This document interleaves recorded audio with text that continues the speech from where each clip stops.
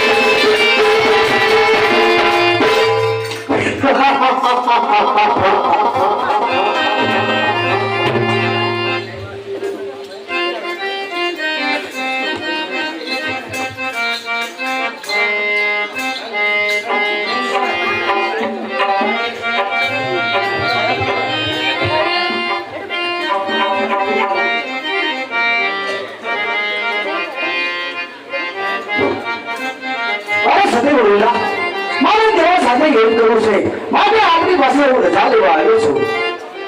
અરે સ્વામિનાથ, આપ આટલા ક્રોધમાં કેમ દેખાવ છો? અરે છતી, મારે દેવા સાથે યુદ્ધ કરવા જવું છે, માટે મને હસી ખુશીની રજા આપો. અરે સ્વામિનાથ, દેવો સાથે યુદ્ધ ન હોય. દેવો સ્વર્ગના રાજા અને તમે પૃથ્વીના રાજા, માટે તમે યુદ્ધ ન જાઓ. અરે સદી તમારા મુખમાં આવા શબ્દો સાચા નથી, માટે મને હસી ખુશીની રજા આપો.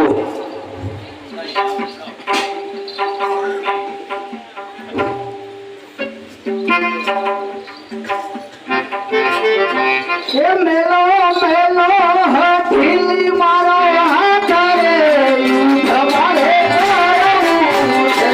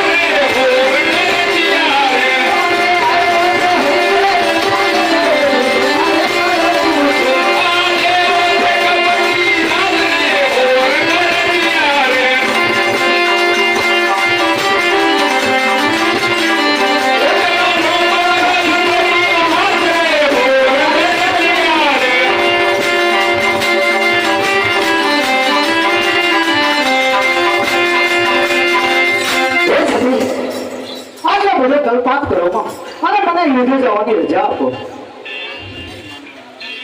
સ્વામિનાથ, હવે મને લાગે છે કે આપ નહીં માનો તો મારું એક વચન રાખો. આ તાજી ફૂલોની માળા છે તે હું તમારા ગળામાં પહેરાવું છું. જ્યાં સુધી આ માળામાં એક પણ ફૂલડું કરમાશે નહીં અને મારું સત્યત્વ નહીં ચૂકું ત્યાં સુધી આ માળામાં એક ફૂલડું કરમાશે નહીં અને તમારા શરીરે દેવોનો હથિયાર વાગશે નહીં પણ ફૂલ સમાન લાગશે.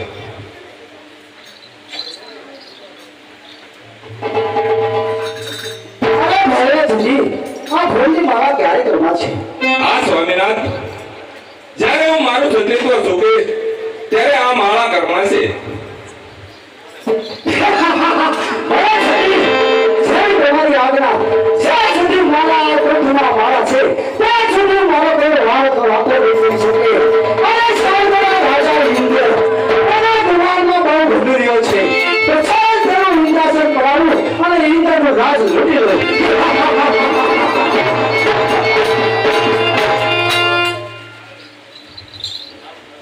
હવે હું પણ પ્રભુના ભજનમાં જાઉં.